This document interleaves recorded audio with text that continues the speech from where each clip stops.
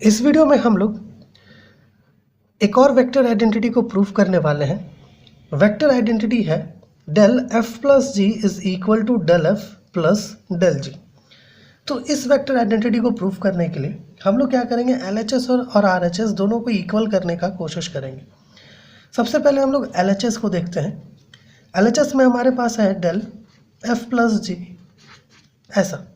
अब यहाँ ये जो del है आपको पता है, इसे कहते हैं वेक्टर डिफरेंशियल ऑपरेटर, और इसे हम लोग i cap del by del x plus j cap del by del y plus k cap del by del z से रिप्रेजेंट करते हैं। और यहाँ पर है f प्लस जी। ये f प्लस जी जो है ये दोनों के साथ, ये तीनों टर्म्स के साथ आ जाएगा। सो यहाँ होगा i cap del by del x f plus g plus j cap del by del y f plus g plus k cap del by del z f plus g, कुछ इस प्रकार से। ये LHS है। इसके बाद हम लोग RHS पता करते हैं, या फिर अगर आप चाहो तो इस पर जो डिफरेंशिएशन का रूल है वो लगा करके इसे और थोड़ा सॉल्व कर सकते हो। i cap del f del x plus del g by del x, इस प्रकार से। फिर j cap del f del y plus del g del y and plus k cap del f del z plus del g del z, इस प्रकार से। ये LHS हो गया। अब RHS में हमारे पास गिवन है डेल f।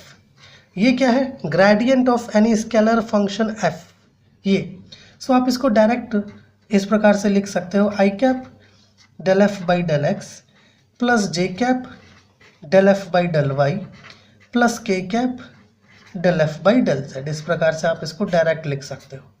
उसी प्रकार से RHS में एक और टर्म है डेल जी। ओके, ये भी क्या है? ग्रेडियंट है एक स्केलर फंक्शन g का। तो इसको भी हम लोग डायरेक्ट डेल f की तरह ही लिख सकते हैं, i cap del ji by del x plus j cap del ji by del y plus k cap del ji by del Z. इस प्रकार से आप इसको डायरेक्ट लिख सकते हो। अब दोनों को ऐड कर दें तो हमें RHS मिल जाएगा, जो है डेल f प्लस डेल जी। यहाँ पर इक्वल दोनों को अगर ऐड करोगे तो i कैप और i कैप, ये दोनों टर्म्स को एक साथ ऐड कर देंगे। तो i कैप वाले को ऐड करेंगे तो हमें मिलेगा del f by del x plus del ji by del X. J cap और जे कैप, ये दोनों टर्म्स को एक साथ ऐड कर देंगे तो j cap del f by del y plus del f by एक में del ji by del y, और के कैप को साथ में ऐड कर देंगे। K cap del ji by del Z plus माफ़ कीजिएगा, यहाँ पे डेल f होगा, del f by del Z plus del ji by del Z, इस प्रकार से। अब अगर आप गौर से देखो तो LHS में आपको जो रिजल्ट मिला था वही सेम रिजल्ट RHS में मिल रहा है। ओके, सो यहाँ से हम लोग कह सकते हैं कि LHS is equal to RHS।